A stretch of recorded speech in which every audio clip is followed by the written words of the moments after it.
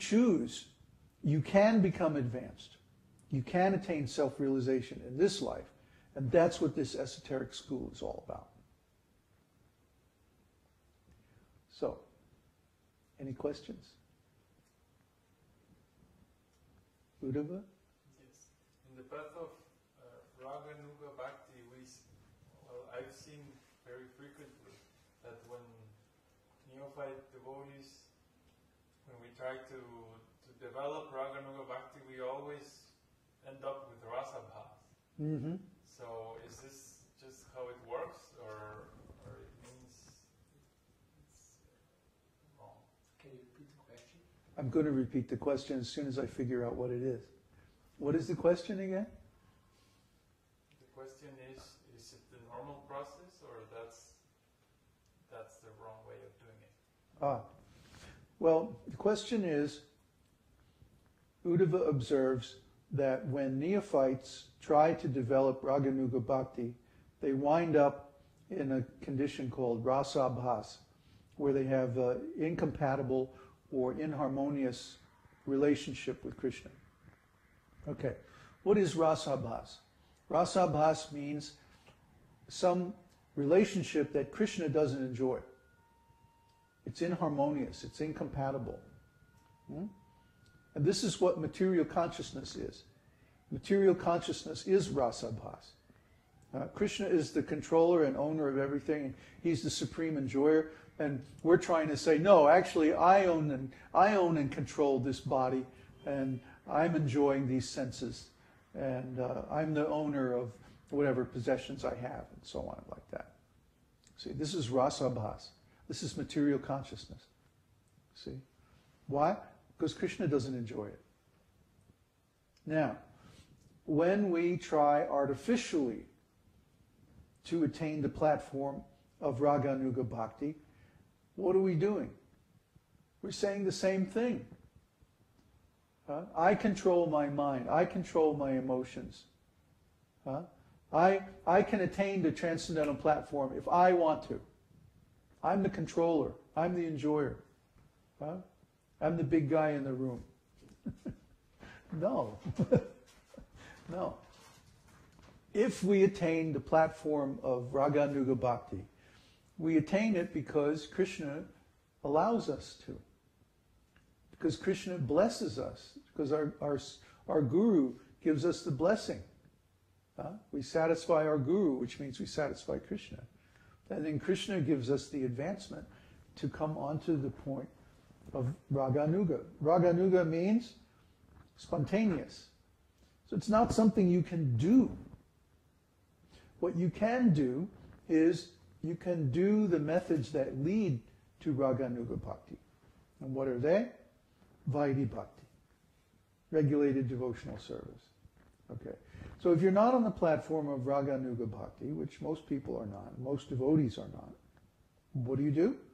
Continue to perform the process of regulated devotional service until Raganuga Bhakti spontaneously arises in the heart. Okay? What else can you do? So there's no such thing as Raganuga Bhakti with Rasabhas while developing ourselves? No, they're mutually exclusive. As soon as there's rasabhas, that means material consciousness, and that can't be Raganuga Bhakti. It could be imitation Raganuga Bhakti. See, but that won't last very long, yeah. A person will fall down very quickly because they're making an offense. See. So if somebody claims artificially to be situated on the platform of Raganuga Bhakti, next thing you know, they're going to be sneaking out to McDonald's, you know. Or some nonsense like that. We see by experience many times someone who claims to be advanced, but they're not advanced. Because they're dishonest, they're creating an offense. And the result of offenses is you fall down. So if someone falls down, then we know they've created an offense. You see, it's all part of one thing. You can't separate it out. You can't try to attain Raganuga Bhakti. No, you can perform the process of sadhana bhakti, which begins from Vaidhi Bhakti. And then by performing Vaidhi Bhakti for as long as necessary, you get the desire for spontaneous love. And from that desire, the spontaneous love of Krishna grows. You see? You're doing the rules and regulations day after day after day, the same routine, the same stuff. Right? And from this, you start saying deep down in your heart somewhere, man, I wish I really loved Krishna. You know? It would be easier if I really loved Krishna. I wouldn't have to force myself to do all this stuff. So, from this desire, this friction, see, it comes from friction. You have to get up in the morning, you don't want to get up in the morning. You have to take your bath, you don't want to take the bath. You have to chant your rounds, you don't want to chant your rounds. There's so many austerities, huh? I want to have my cornflakes in the morning. I don't want to have to wait. See, these are all austerities. But then we get to the point where after a while we start to like it. Oh, wait a minute, this is nice. Huh? That's a good sign. That's a good sign. That we like getting up early in the morning. We like chanting our rounds. We like fasting until noon. You know? We like eating once a day. We like being celibate. We like being in a very quiet place away from all the material nonsense. We like associating with devotees. We like doing things the devotee way. We like doing things Krishna's way. That is a good sign. But when things really start to get interesting is when you see a picture of Krishna, or even just a peacock feather or something like that, and you go, oh, Krishna. You know, there's this feeling in your heart like, oh. This is impossible to describe.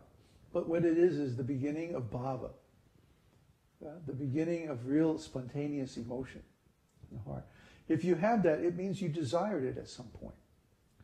The difficult part is to desire that spontaneous love for Krishna. People may desire external things, like to be a big devotee, or a famous devotee, or a leader, or a guru. These are all external designations. Wanting to become a guru does not make you become a guru. The result of that desire is not becoming a guru. The result of that desire is becoming a phony guru. You don't become a guru by wanting to become a guru. You become a guru by wanting to love Krishna. And when you love Krishna, then you're qualified to be a guru. It's interesting, I was just reading an article this morning that was examining this question. There are two qualifications for becoming a guru. One, you have to be self-realized, and two, you have to be ordered by your spiritual master to become one. So really bona fide guru has both of these qualifications. We talked this over some time ago. There are many self-realized souls who don't want to become guru, who don't care for the responsibility and the pressure and difficulty. I'm one of them, actually. But my spiritual master ordered me, so I have to do it. Nobody else is doing it. Well, they're doing the phony guru trip, but they're not doing the real guru trip. So we have to be on the spontaneous platform, really. And there's no way you can fake that, and there's no way you can do it by your will. That is faking it. So it's a little bit indirect. The real thing is that we should desire to love Krishna. Then all these other things come. Any more questions? I had a quick question on the bhava of mriti. Yeah. So one of the causes was the physical attack. And I was wondering if the case of Haridas Thakur, where he kind of went into a state which seemed like death. Interesting. Is the same? Yeah, that would be mriti bhava. Yeah.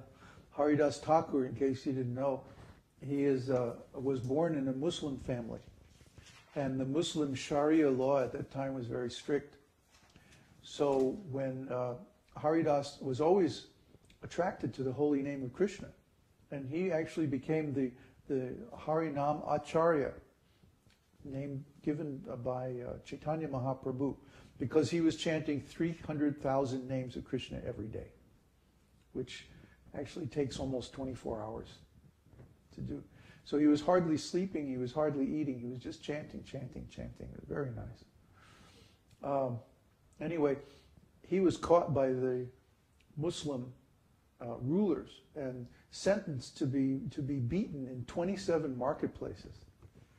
So after 27 they beat with they used use a bamboo rod